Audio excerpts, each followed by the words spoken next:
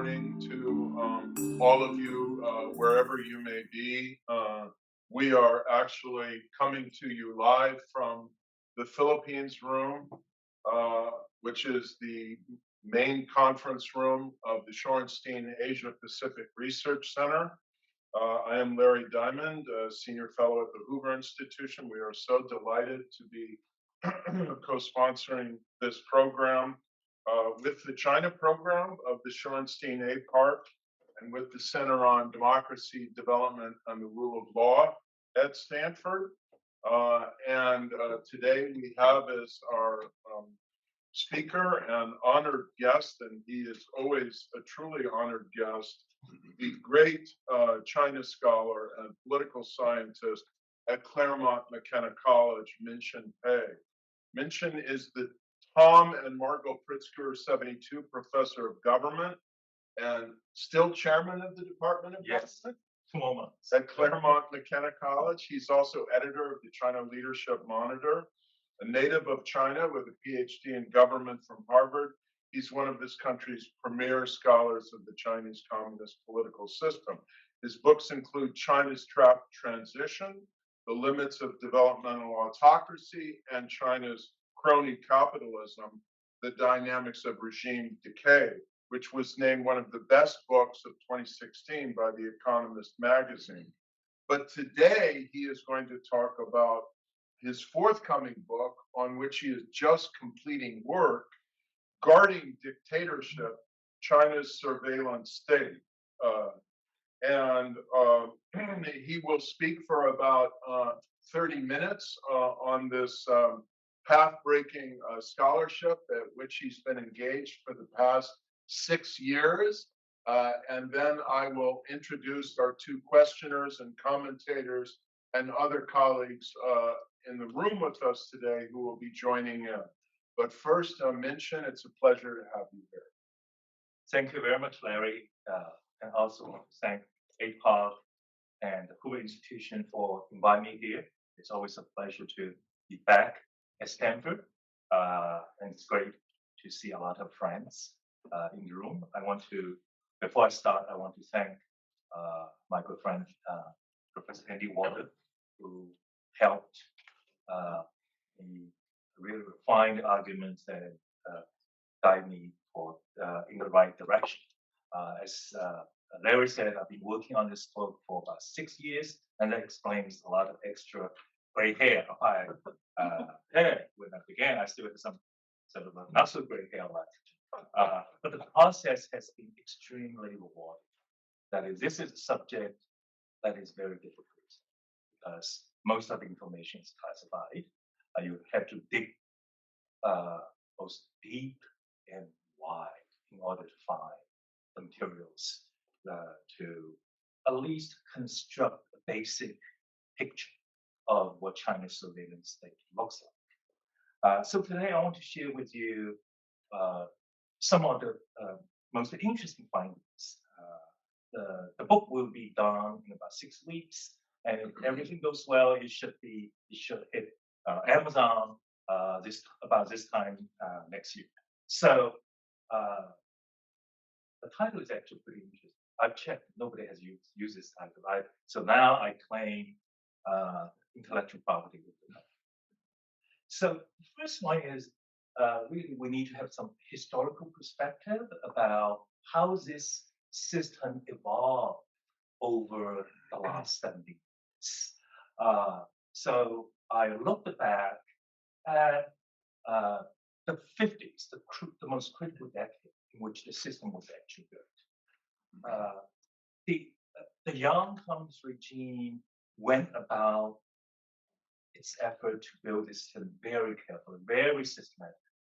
The building of the surveillance state began with a massive terror campaign. The terror campaign not only eliminated roughly, depending on how you calculate, probably between 800,000 to 1 million passing and counter-revolutionaries, and put another 2 million in jail in the Chinese Gulag, and identified, according to this man, who is the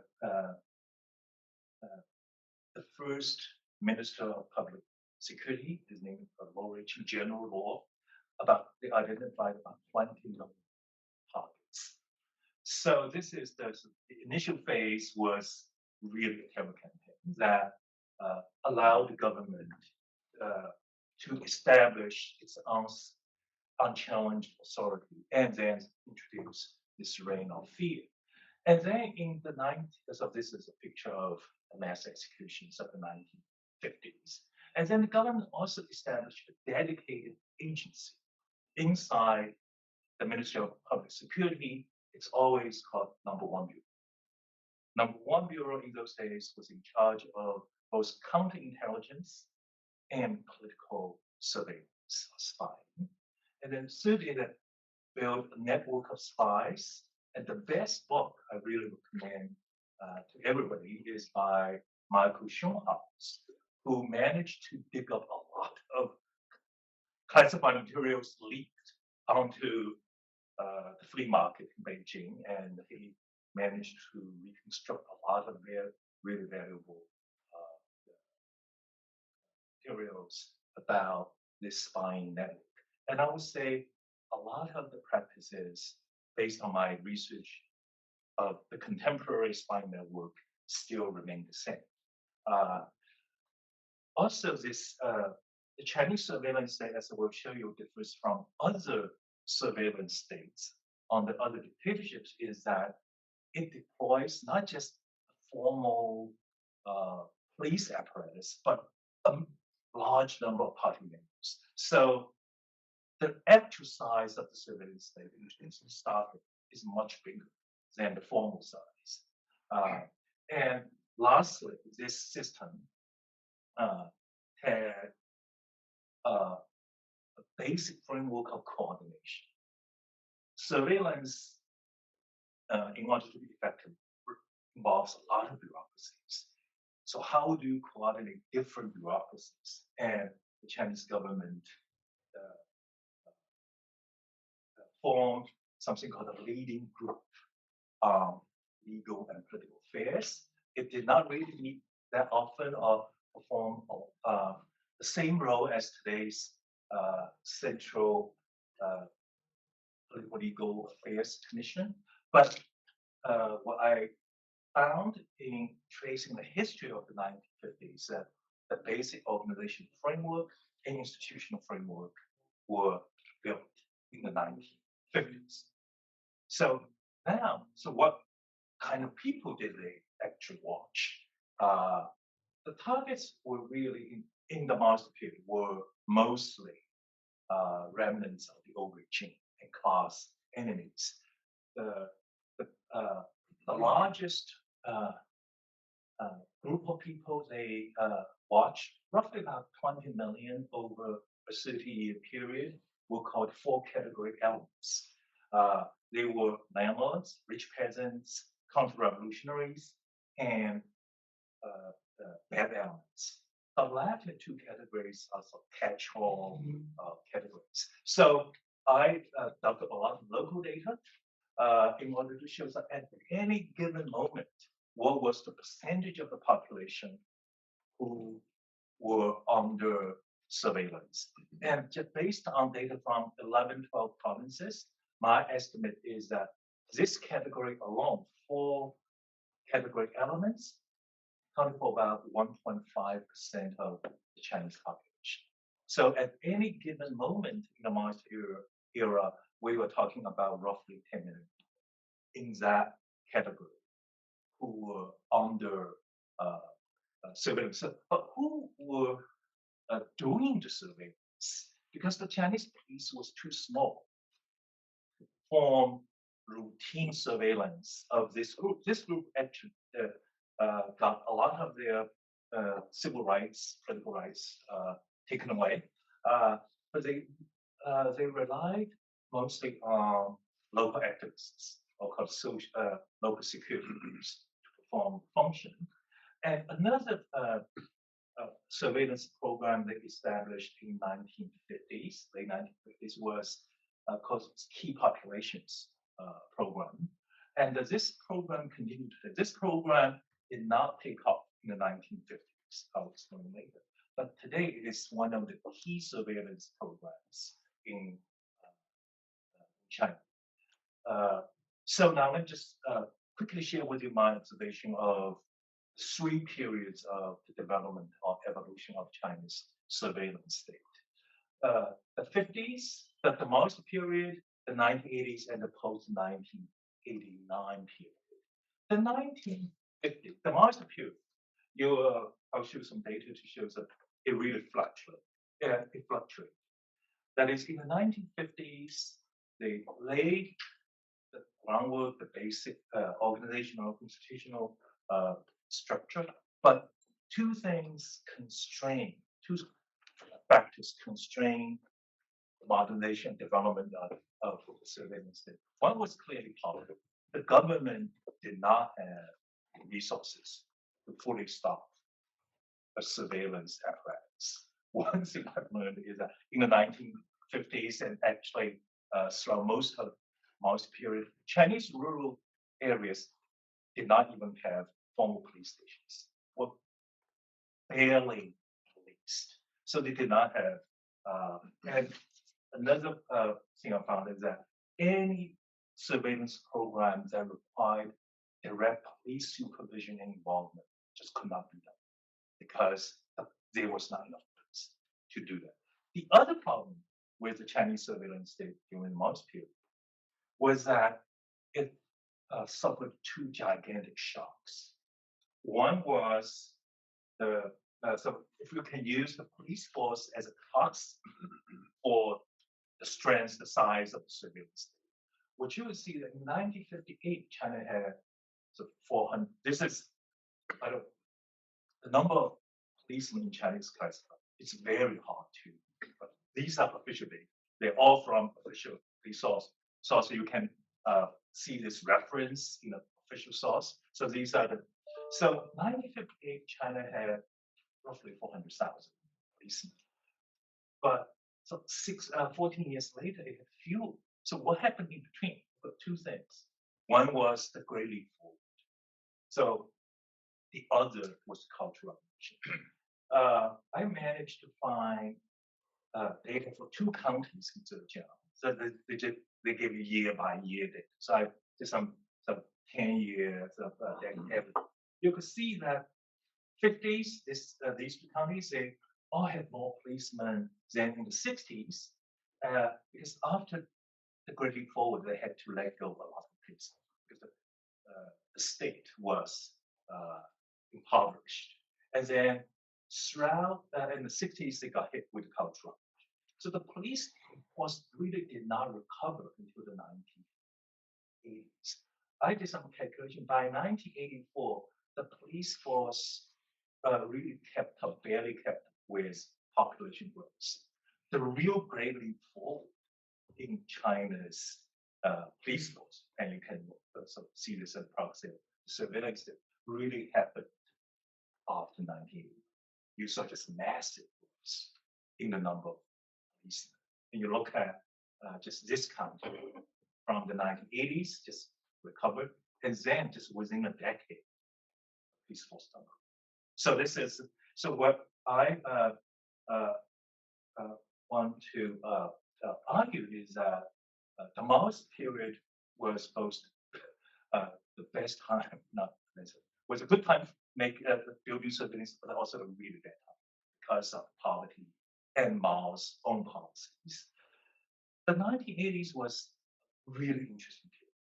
You saw contradictory trends. On the one hand, the formal police was very busy rebuilding its surveillance apparatus. It revived the spy network. It strengthened the key populations program, and the bureaucracy itself was controlled by mostly hardlines most of the time. But at the same time, liberals were in charge of overall policy. So the surveillance state was not really deployed for political purposes in the 19th, or not deployed aggressively. One of the speculations I have is that how to explain the fact that in the 1980s, a lot of freedom was there on college campuses in civil society, and what was the surveillance state doing? My explanation was two-part. One was that it was on the political constraint, because Hu Yaobang, who was in charge, and then after he was replaced in 1987, Zhao Jian was in charge. They really, because they controlled the daily bureaucracy. So the surveillance state did not get the go-ahead to do its the dirty work. But at the same time, I also would blame Deng Xiaoping. Deng Xiaoping launched very aggressive anti-crime campaigns called Strike Hard in 1983. And you can look at sort of how destructive the campaign is. Most destructive in terms of lives. This is the Strike Hard campaign. Instead of this is a picture of the number 2 Minister of Public Security during the Cultural Revolution, and he actually died as a result of the struggle sessions he had to go through. So that just wants to show you how the police, the surveillance apparatus was devastated during the Cultural Revolution. So this is the 1980s, and then launched this massive campaign against crime, and that took away a lot of police resources. So that's my other argument. So the 1980s was this sort of period in which you might call police, the surveillance state was being repaired, but not aggressively deployed, and did not really get enough resources to be modernized, because the 1980s China was still quite poor.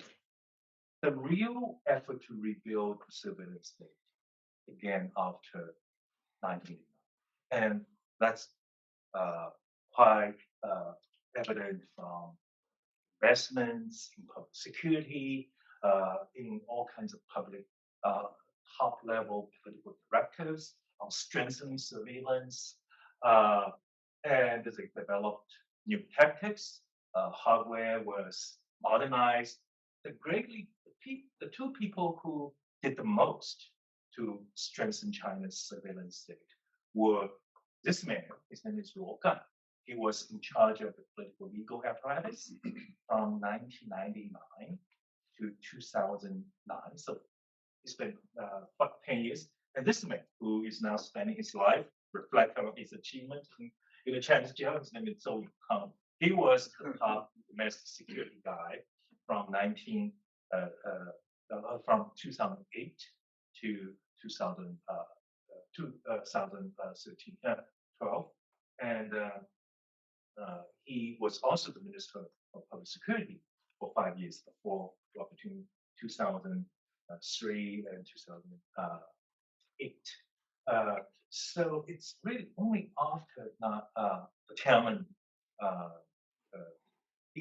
Crackdown did the Chinese Communist Party decide to make domestic security and surveillance a top priority, and they invested massively in surveillance state, and they adopted all the new technologies that became available along the way. So this is basically the sort of very quick history of the evolution of the Chinese surveillance state.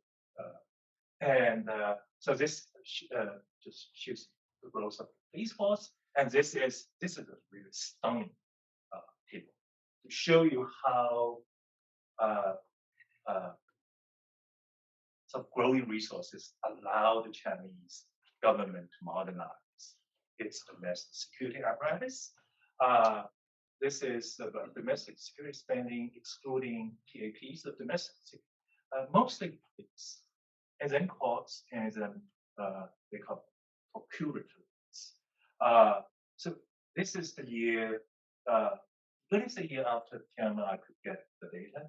They spent 10 billion yuan in total. If you look at just within a decade, not adjusted for inflation, it grew 10 times. And then within another 15 years, grew another time, so 10 times.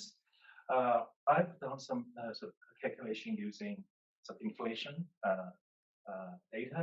So real spending increased 24 times between 1991 and 2020. The growth has slowed down a lot in the last, say, 5 years. Incidentally, China's fiscal growth has slowed down as well. So that's so what makes China's surveillance unique and effective compared with others, that it has really very good coordination.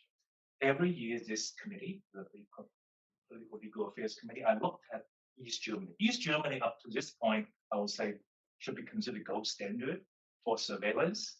But China outdoes East Germany in that it has this group. I don't think the Soviet Union had the equivalent of this political legal affairs group, the domestic security coordinating group. Every level of government has this group. I have a chapter in the book detailing how this group is organized, how it grew, what it does. So every year, this committee would have an annual meeting to lay out the domestic security agenda, typically at the beginning of the year. And then after that meeting, every level of government would have its own security meetings to plan. And this group also oversees the implementation of several key technology upgrading projects. So the other is, you might call, whole of nation approach, at least whole of government approach. My joke is that surveillance is too important to be left to secret police. You really need a lot of other government agencies involved. So in the Chinese case, the extensive presence of the party in society and economy allows the surveillance state to extend its reach and also have a lot of leverage. If you want to persuade somebody, ask somebody to serve as an informant, what leverage do you have if you do not control the power, if you do not control their jobs? So they have to deploy a lot of resources outside the formal surveillance apparatus. The formal surveillance agencies responsible for conducting surveillance are actually very small in terms of the size.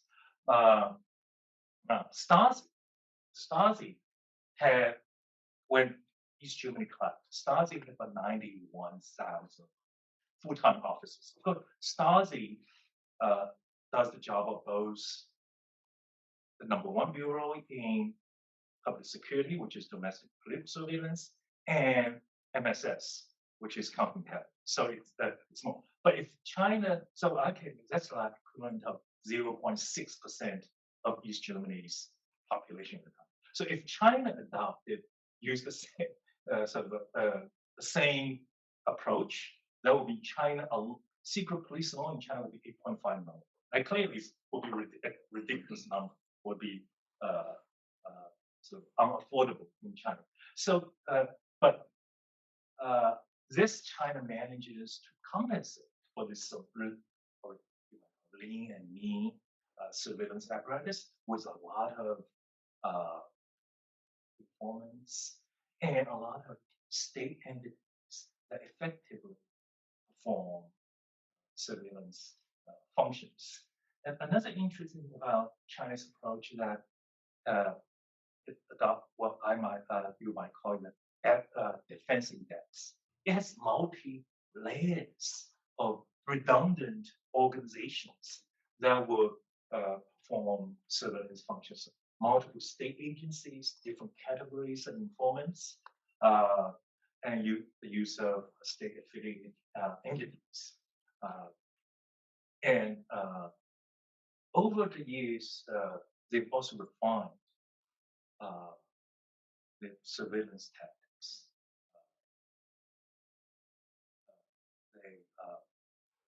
tend to focus really on leaders a lot, key individuals. They tend to focus on key periods. So if it's June 4th, around the spring when the parliament and the group meet, they will intensify surveillance. And lastly is that the system is quite labor intensive, but the system has become more tech intensive. It is really the combination of both labor intensity and tech intensity that has made the system truly sort of quite frightening.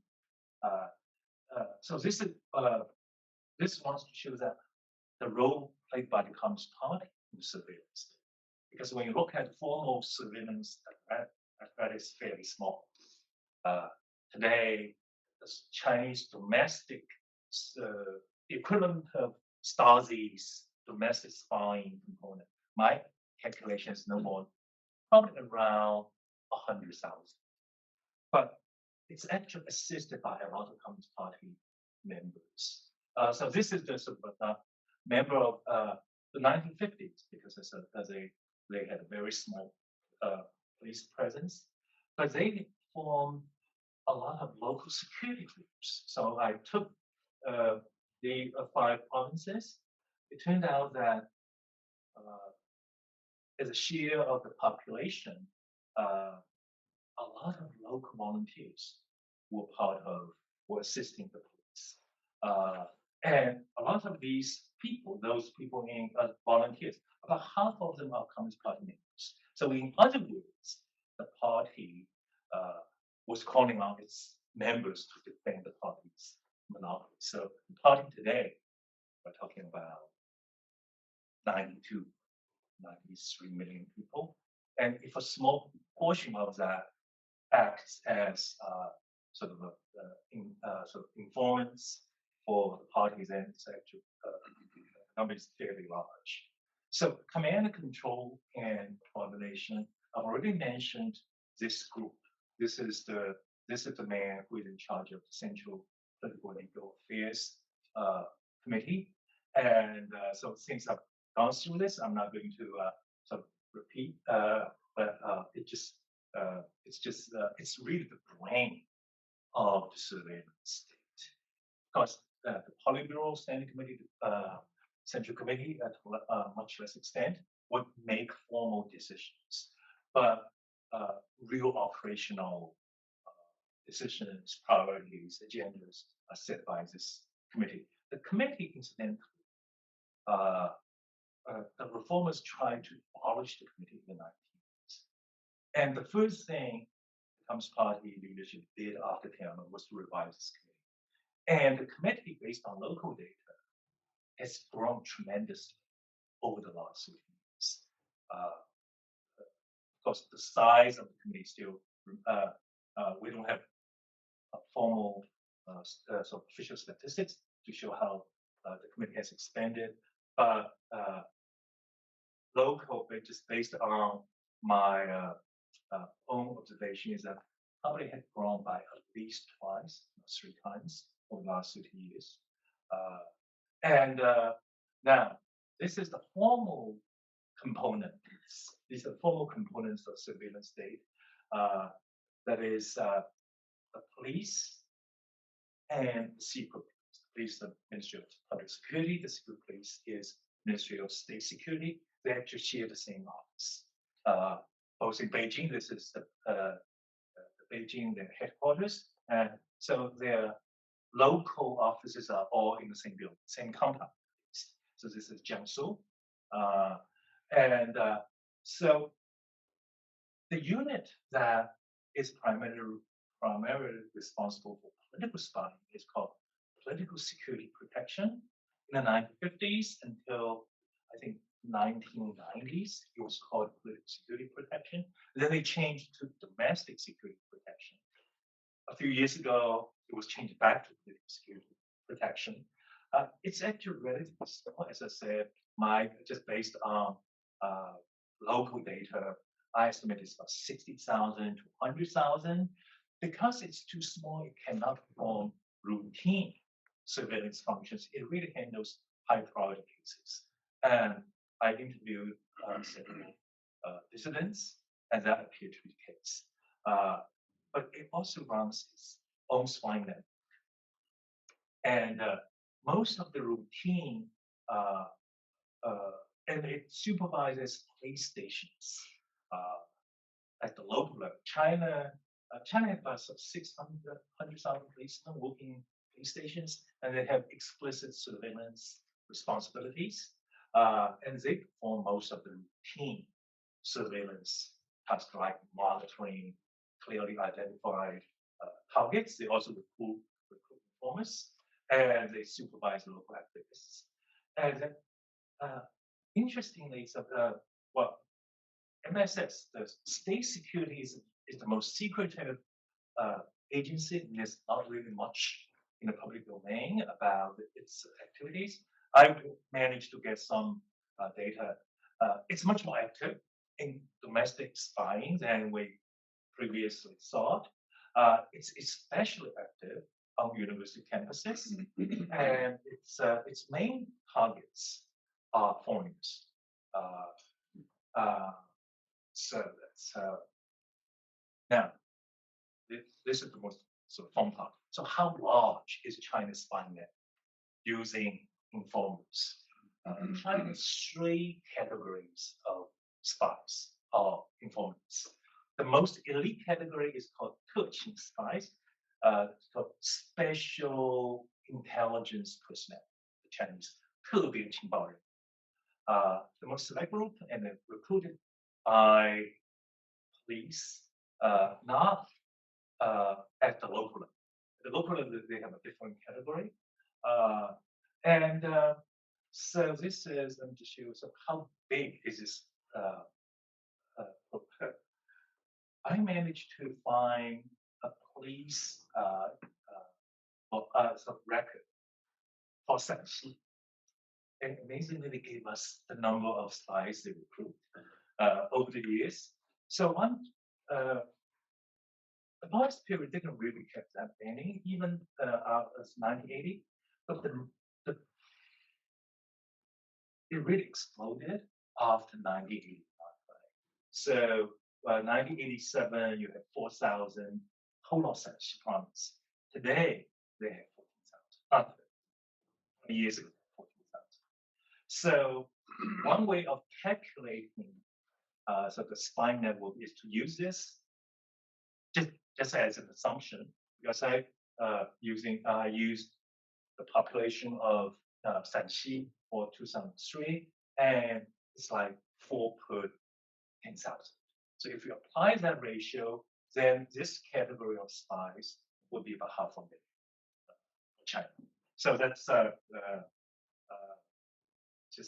so this is, and again, I want to recommend Sean Ha's book again. He laid out a lot of details. I actually interviewed a police officer who wrote the textbook on recruiting and using spies, and he told me a lot of details about it. So it's actually a formal program. One thing to remember is that the turnover rate is pretty high, and they have 3 kinds of spies. One kind of spy is to help the government investigate the case. For example, if Larry is known to be organizing some underground activities, they will find Glenn, who happens to be, they will recruit Glenn, they will have some leverage over Glenn, and Glenn will be turned into a spy who would report regularly on Larry's activities. So Glenn, in this case, would be called case spy. And a second category, so this category of spies, just based on Shanxi's data, is about, about 20%. So 1 in 5. Then the second kind of spy is what position control spies. That is, they suspect, they view something like APARC at Stanford as a place where subversive activities are going on. So they've got to find out what's going on. So they will recruit somebody from within this particular place to watch a report. So that is not directed as an ongoing investigation, but controlling a particular venue. And the third category of spy is called intelligence spies. These are generic spies that would report all kinds of valuable information to the headless. Spies are trained. Chinese police also run ostensibly commercial establishments as secret bases to run these spies, to train these spies.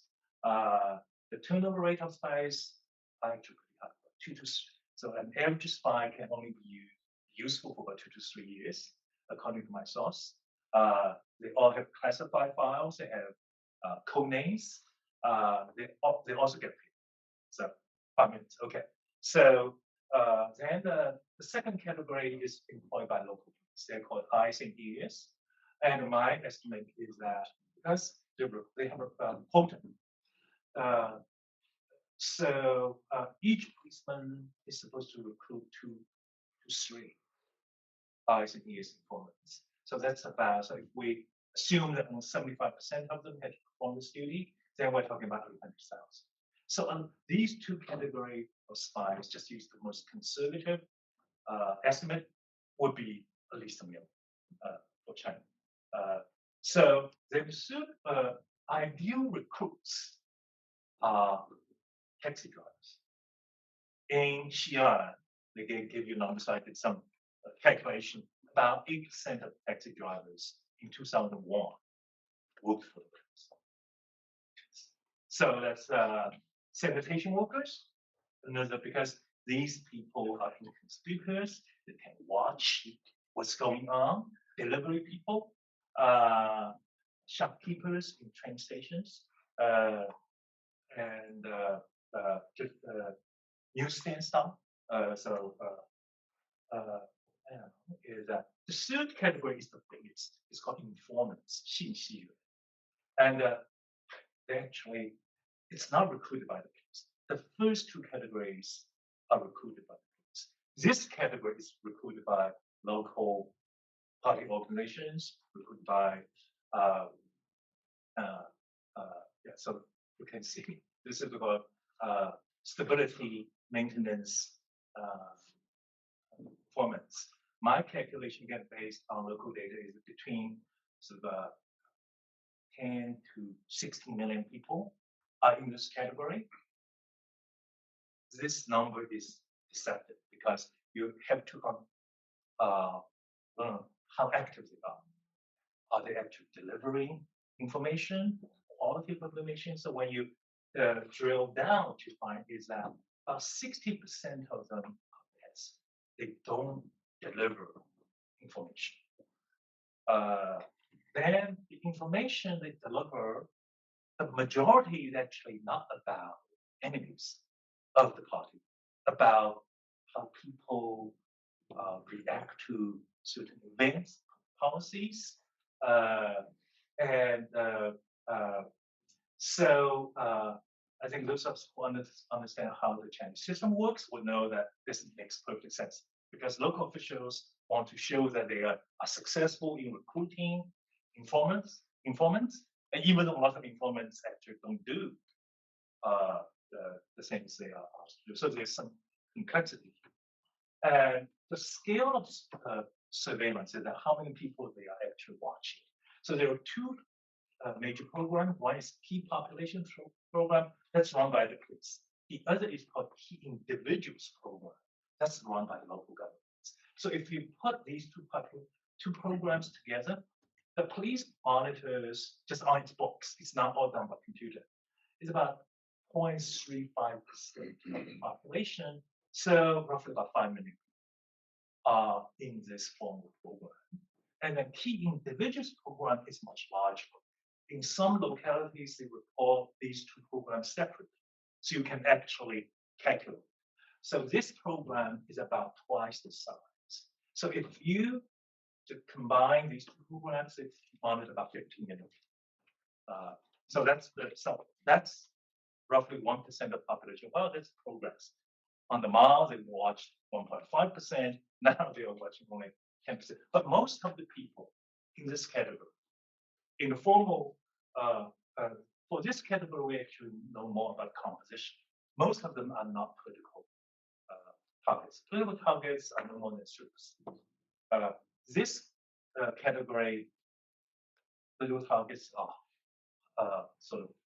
are more numerous. That's because they watch PLA veterans, ethnic minorities, petitioners. So that we don't have, I don't have data to show the exact composition, but it's much likely to be larger.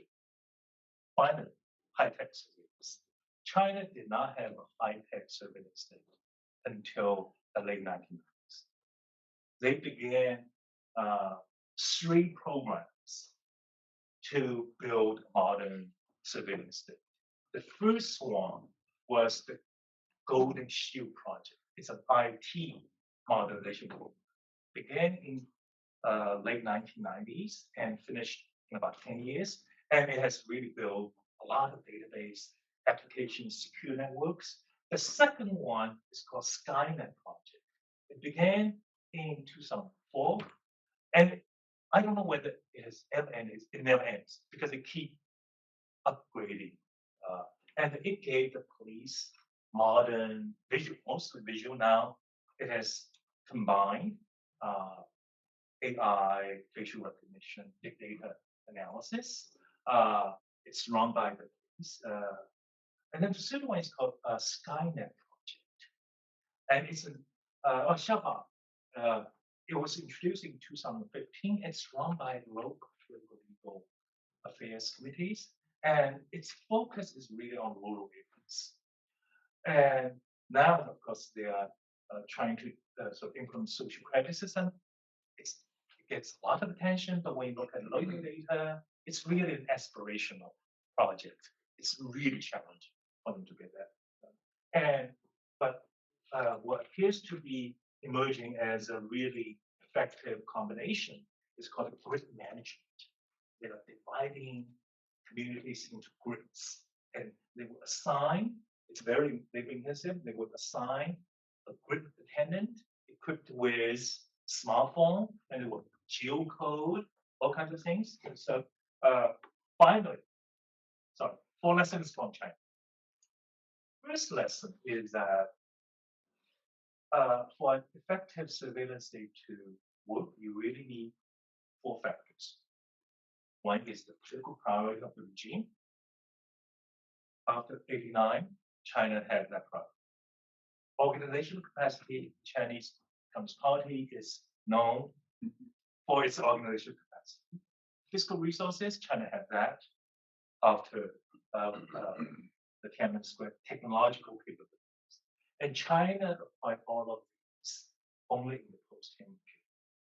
Second, that is, it requires both labor intensive and tech intensive. You need both. One alone cannot do it. And third is that in the literature on political science, there's always this puzzle about longevity of one-party regimes. How do we explain one-party regimes? So longevity in power. So far, the literature focuses mostly on institutionalization of one-party regimes. I'm very skeptical about that argument because these institutions really have no enforcement mechanisms. I would say that it's really about these regimes' organizational capacity. Because if you can maintain very strict effective surveillance, then one-party regime can stay power. And the last one is about the Chinese puzzle. How modernization has failed to lead to liberalization or democratization. My argument here is that there is a race between modernization, which is mobilization of potential opposing forces, and change or improvement in state surveillance capacity. If the race is won by the state, then the state can demobilize those potential anti-regime forces. If the race is lost by state, then you can have much more promise for liberalization. I think so far, the Chinese Communist Party has won this. So the implication for the future is that if you count on liberalization, democratization under such one-party regime, the hope may be misplaced.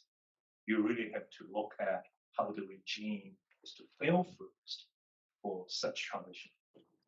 Okay, so sorry, I've just talked way too long. Not at all. Okay. So, Minxin, thank you very much. Sweeping historical, political, organizational perspective. You can join me here, and we will now hear from two colleagues who are going to react to, comment on, and question you about this remarkable work you're finishing. And we have others, including Andy Waldero, who I think has read the whole book manuscript. So first we'll hear from Jean Oy, who is the director of the China program here at the Walter Shorenstein Asia-Pacific Research Center, and William Haas, professor of Chinese politics and political science here and a senior fellow at the Freeman Spogli Institute. Then we'll hear from Glenn Tiffert, who's a research fellow at Hoover and is co-chairing the Hoover Project on China's global sharp power. So Jean, go ahead. Minxin, congratulations. This sounds like an amazing source, and we finally will have a very detailed and obviously very rich understanding of the surveillance state. I would just like to ask some questions that really relate to the question that you raised early on in your talk, and to sort of dig deeper about who's actually doing the surveillance. Because one of the really, I think, interesting questions is because this picture that you have painted is extremely complex. And as you yourself have emphasized, the police force itself is small. And if I'm not mistaken, China has, relatively speaking, one of the smallest police forces per population, right? And so you also then talk about the very important role of the party. And so, and in your details, you talk about how these other organizations come into play. So essentially, I want to know what you think, because I know we didn't give you enough time, but to really talk about the challenges in terms of coordination, particularly like the essentially principal agent problems. You know, how centralized is this sort of the instructions for surveillance, or is this really a very decentralized system of surveillance that is essentially controlled by the interest and agenda of different localities? And then within that, you know, you've got these essentially leading groups. So who's really the boss? Who's really calling the shots, for example, in a locality? Is it the county party secretary, the municipal party secretary, or is it somebody that's actually, and here I'm a little unclear. So should we think about it as like the police, the head of the police would be the head of the, I mean, in theory, the head of the surveillance state and locality? And what's the relationship between the two? Okay, thank you for asking this clarifying question. As to who is performing the routine functions of surveillance, first you have the technology that takes care of a lot of that. I think the web surveillance, traffic surveillance. So in terms of individuals, there's a clear division of labor between political security protection. These are the Chinese police assigned to watch ethnic minorities, religious groups. Because of their small size, they can only target high value. Right. So then you have B cops. There are more of them. and they would perform the routine function. So every year, for example, if you're on the list of key populations, they will knock on your door, make sure you're there, talk to you, check boxes. And then the third will be performed by informants. So your neighbor who is assigned by the police to watch, because you're they will tell us. Right. They will make regular reports. So these are how, and of course, if you are part of the state-owned entities such as university, then the university has its own security personnel who will be watching. Right. I mean, you have, yes, I understand that, but I guess I want to know, based on what you've been able to gather a lot, where do you see the holes? And what are the challenges? Okay. The holes is that I think in response to your other questions is that who sets the priorities, who actually gives the orders. These things are politically driven. The priority task is that local police would devote more resources to a much smaller number of high priority political targets. Because if they disappear out of sight, if they do something which the government is not aware of, then the local police chief, the political, the secretary of political and legal affairs committee would be punished or would actually take the blame. So they would rather watch a small number of people. I think where the hosts are, I think they do a really good job in watching higher value targets. Is that it comes at diverting resources from regular law enforcement. So I think one irony we know is that China has a big problem in trafficking women. My explanation is that that's because they send too many police to watch Falun Gong, to watch ethnic minorities, and to watch a few underground religious groups. So that's, I think, where the whole is. It's really comes at a huge social cost. And the police, by the way, the numbers you have on there for the police, are those actually the formal police, or are these formal police? The formal police. The formal police. The real size is that they also have so-called assistant that are not professional. Assistant policemen. Assistant policemen, about for every one policeman in cities, they mandate they have to be assisted by 2 people. So you need to, so the formal police today is about 2 million uniform police. They actually have at least another 2 million. Right. That would be performing sort of secondary functions. So the size actually is fairly large if you include these. And if you include informants, that will be probably much larger. I'll let you use it. Sure, Dave. Thank you. Thank you very much, Minxin, for what I think is an extremely rich manuscript, not just in terms of the data, but also the analytical insights that you provided. I wonder if in the time we have left, we can just focus on, I think, one dimension that probably you did not have the room in the context of this presentation to get into, but which is very front and center these days, and that is relating surveillance in China to the digital transformation that's occurred in Chinese society. A number of trends have emerged within the past dozen years, not just Xi Jinping's greater attention to political and ideological discipline, but also the emergence of new technologies that like digital surveillance, AI applications, facial recognition, the emergence of tremendous databases, tracking of cell phones, and so forth. And also his policy of informatizing Chinese society and treating social stability maintenance as a big data problem subject to algorithmic governance. So there's been a new approach to managing society that's come together in the last few years. I wonder if you could discuss how these new trends, both technological, political, and organizational, have affected state surveillance in China. Well, it's a really difficult question. That is because a lot of the application for surveillance, technological application for surveillance is relatively new. There's not really that much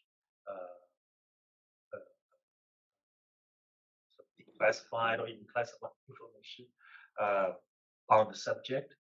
So in my research, I really did not see a lot of details that would illuminate, but let me just give you an example. I think my overall impression is that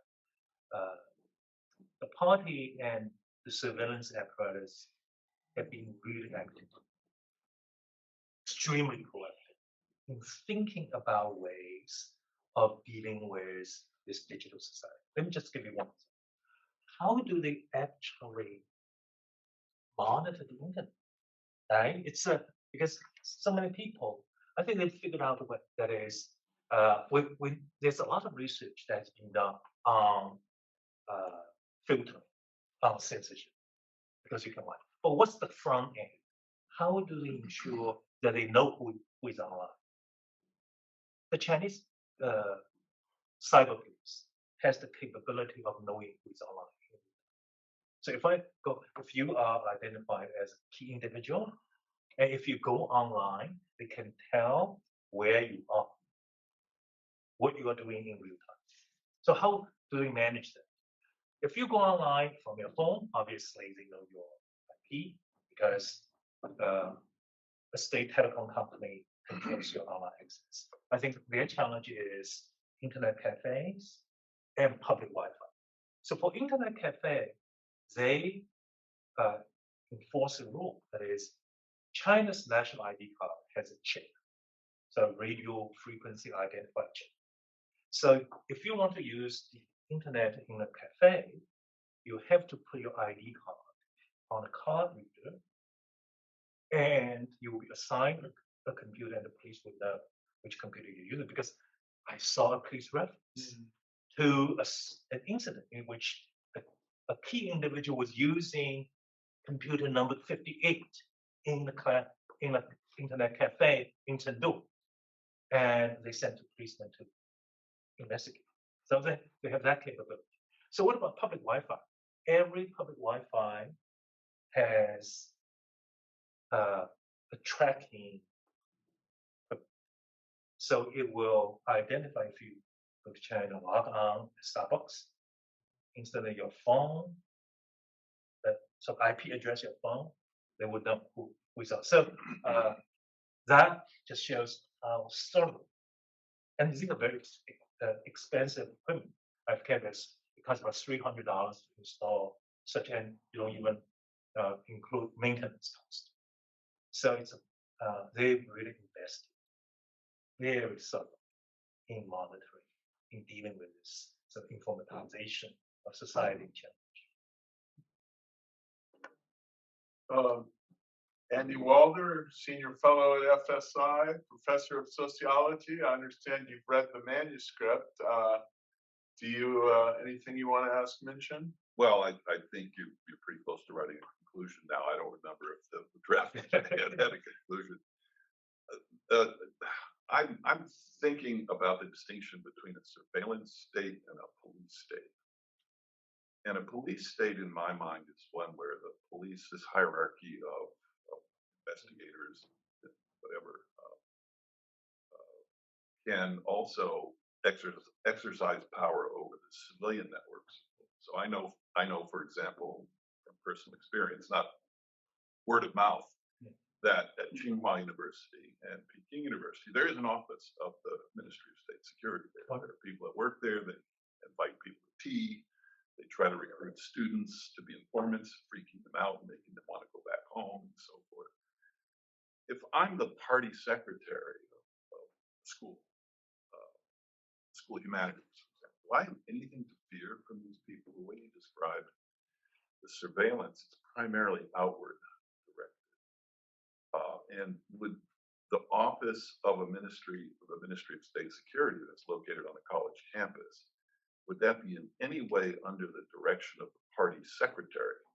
Right. So would Min Wei Fang have to worry about this guy? Right. Yeah. So I guess that's my question. It hadn't occurred to me when I read the manuscript. But He normally doesn't, because the party has a rule.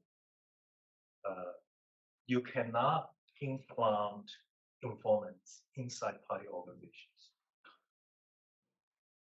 Whether that's true or not, but consistently over the years, they do not use the same apparatus against the party, because that will destroy the party from within.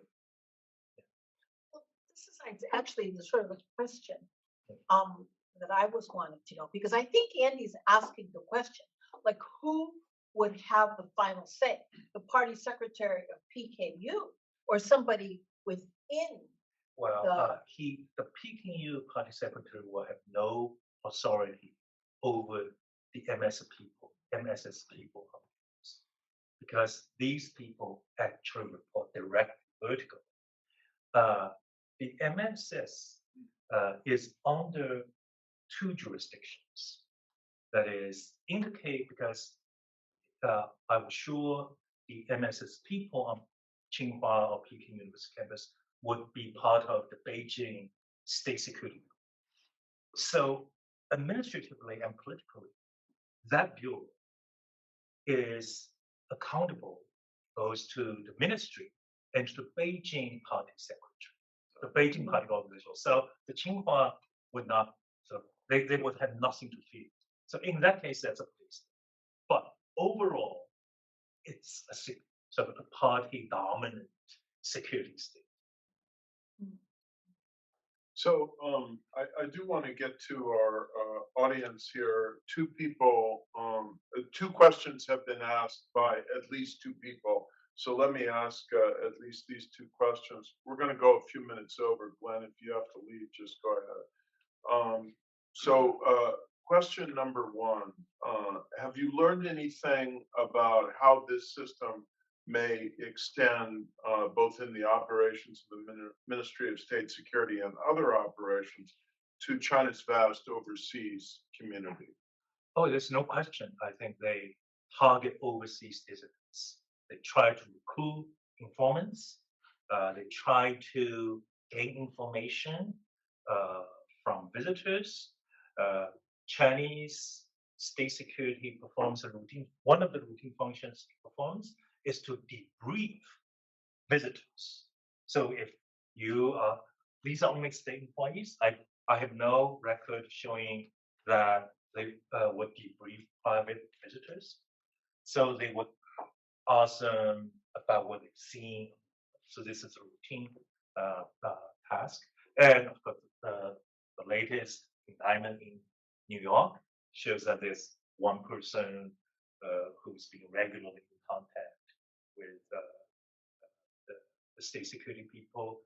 And a friend of mine who was attending, who was going to attend a conference in New York, and state security people tried to recruit him, and he flatly rejected. So in the Okay, I'll come to you in just a minute, Misha. The second question kind of interacts with what Glenn was getting at the end about evolution and comes right up to the very current moment of the COVID surge and shocking lockdown in Shanghai. Surveillance, of course, has taken on a whole new meaning in the COVID era. So I realize this is a work of sweeping historical scope, but do you have any insights about how it's intersecting with the broader effort to surveil or monitor the Chinese population for the public health crisis? two things. I think the use of mobile surveillance technology, that's your cell phone, because they instituted the so-called 健康码, that is health code. The code, if you are in Stanford and you're green, and if you go into another jurisdiction, the code will change. So that's they would know. So if your code is red, so that I think shows how effective this technological surveillance is. The other is the grid management, so institution arrangement that just introduced, because they can isolate a particular community, employing grid attendants. So these two things show that the system can work quite well in dealing with this pandemic. Okay, go to you, Misha, and then to Tom Finger. Let's see how many we can get in about 7 more minutes. Go ahead. Larry, thank you. Mention obviously, as with everything, it's a seminal work that you're doing, but in the presentation, you told only one side of the story, which was from the perspective of the state and what it is doing. Of course, you mentioned relative size. I'm wondering if you, in the research, were looking at all or even able to look at the voice of the rest, meaning is there disobedience? Is there disinformation? Is there opposition? Can we capture that as this reaches all the way down into the lowest levels of society and in what seem to be very informal ways? Yeah, just excellent question.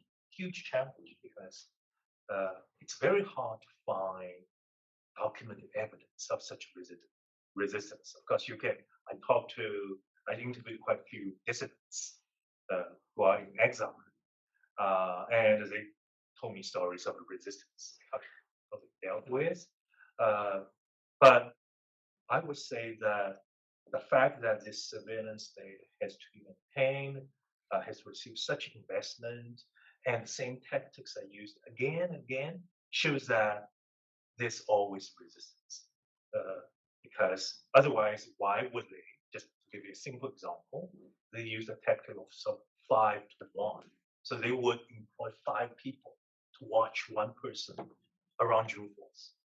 So that shows actually they're fundamentally insecure. They know that somebody like Misha might actually go out and do something around June 4th. Especially someone like Misha. Don? Thank you, Minxin. I have 3 puzzles, and they go back to some of your earlier work on corruption. One is the amount of surveillance, at least of one of the purposes is deterrence. Deterrence of criminal activity or unacceptable political activities. So a puzzle is with increased surveillance, is the increased reporting and prosecution of people for corruption a function of better surveillance, or deterrence has failed, or people actually don't give a damn about the surveillance? And the third puzzle is, why has the increase in surveillance and deterrent capability been accompanied by a clear increase in the paranoia of the regime about sources of instability, the need for greater control? Yeah, that is in terms of corruption. The surveillance state is directed at people, not at officials, because informants don't have access to party officials, so they cannot really sort of detect these activities. In any case, these activities, taking bribes, typically happen on the table in the privacy of home, so it's very hard to detect. And in terms of the paranoia in surveillance, I don't think so. You can reduce the paranoia of a dictatorship, even with the most effective level of surveillance. It's also, I would argue that the surveillance state has a self-interest in exaggerating threats in order to stay in business. They will always, we found a lot of subversive activities in order to justify their budgets. So that's how I would respond. Cars?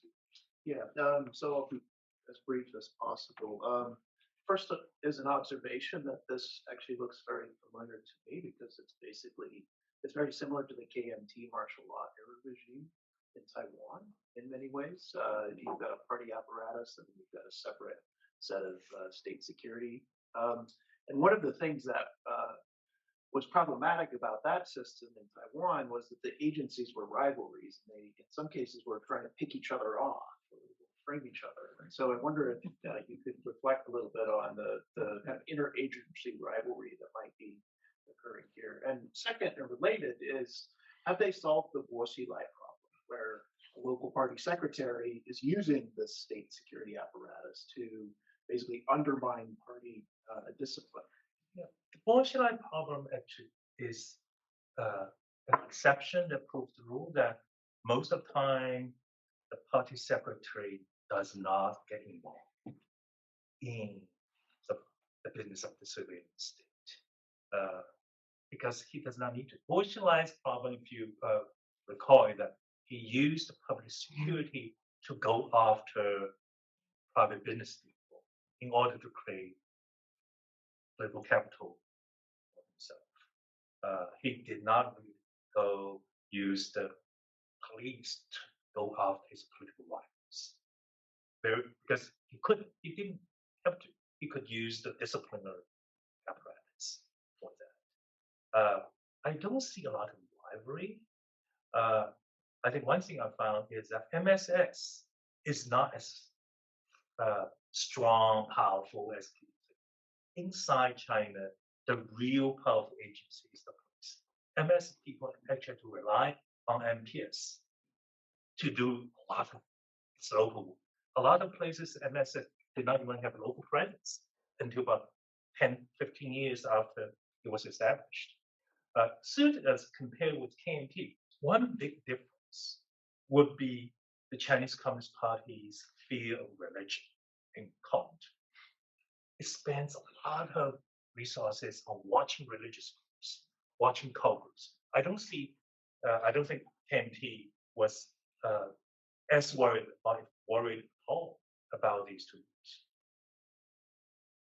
Okay, let's take two more questions in the corner from Aaron and Brett, and then we'll take them together, and then we'll need to close. Go ahead. Thank you for an absolutely fascinating presentation. I'm really looking forward to reading the book. So I'm curious if you get your opinion about something that's puzzled me about China for a long time, which is that China's surveillance approach is very different from that you see in a lot of other historical communist societies. So you think about Stalin's Russia or communist Poland, which is wonderfully documented in a book that's coming out soon by Henry Thompson at ASU. You really have surveillance. Part of its effectiveness comes from the fact that it's truly secret and not out in the open. And something that's very different about China is that the state actively advertises its surveillance capacities to the population. So I'm thinking about, the Beijing city government sort of a couple of years ago released this amazing, very detailed, high-resolution map of all the surveillance cameras across Beijing, which is not something you would do if you were really worried about dissidents finding the one space where they can't be watched. And a lot of the really interesting facts that you marshaled and talked about today kind of support this idea. I mean, 2 to 3 year turnover of informants, that's not someone serious who's cultivated for years and years, or is a really professional informant. The statistic about 0.3 pieces of information per informant is absolutely fascinating. And the thing that always struck me as strange in China is that you have these neighborhood party committees doing the watch with the armbands, just like going around neighborhoods, not really doing anything, just sort of hanging out and chatting with their friends. And my question for you is, how do you think about the trade-off between effective surveillance versus deterrence? Which deterrence is having those committees really show people that the people support the party, there's this large surveillance network, but it might not actually be effective. So how do you think about that trade-off? Great. And Brett? Just like everyone else, I'm very keen to read the book, and I found the presentation very fascinating. So just quickly, there's been a lot of discussion, obviously, about the internal dynamics of the surveillance apparatus. And I'm curious if you learned anything novel, particularly about the CCP's efforts to export its surveillance data. I'm thinking in particular about perhaps or kind of when its focus on exporting began, whether there's been any evolution over time in the composition of the surveillance technologies that it's exported. And I'm thinking about technology broadly, both in terms of sort of actual surveillance technology, but also in terms of structuring organizations' expertise. In this context, I'm thinking about CCP's efforts to outreach with other party governments over time. Then a final thing, if very quickly, we're like out of time. If there's been sort of what you've learned about how the CCP sort of kind of coordinates its surveillance or its sort of security support to foreign governments in terms of like kind of broader aid packages? To what extent they're just selectively applied, perhaps? Well, Thank you so much. unfortunately, my research doesn't cover that aspect, but I've not seen references to providing technology support or logistic technical support to foreign governments. My joke is that the Chinese system is very unique to China. Then you've got to export the Communist Party along with cameras in order for the system to work. Really, serious. Then Aaron's question. One explanation. I think the system has very powerful deterrent effect. That they advertise, you let people know. There are informers. A lot of informers are publicly known on college campuses. There's training sections for them, so people know. The other thing about the Chinese system, well, how do we know a lot, is that there is a system in China to report outcomes, to report your success, achievements. So the system is very leaky. Even though a lot of information is classified, China is a gigantic place, 3,000 county level units. They've got to tell their superiors they've done a great job. So they will tell you that how many informers they recruited, what kind of information they provided, and that's great for us. Whether it sort of has a deterrent effect, I think the knowledge in China is that China is a low trust society. And people know they cannot trust others simply because of there are a lot of eyes and ears. Jean, any final thoughts or words before we close? No, I just look forward to also just looking forward to reading the manuscript to learn more. It's fascinating, very important subject. I have one final question for you. I hope you can answer it in a sentence. Will your book someday inspire a movie like the movie about the East German surveillance state, The Lives of Others? Yeah, I wish. The book, the more I read it, the more dry it becomes. I wish. That's just, it's like, man, just the facts. Because I think the biggest, most important contribution is just to show what is out there, what the system looks like. I wish I could put a lot more drama in. Well, Minxin, one thing we know about you, and particularly with this book and its 6 years of scholarly effort, is that no one can do a better job on the scholarly side than you can. And the dramatists will follow and inject the human drama. They can always find me, and I will give them the option on the movie school. Okay, very good. So thank you all for coming, and to all of our 200 people plus online, thank you for joining us. And we look forward to reading your book, Minxin. Thank you.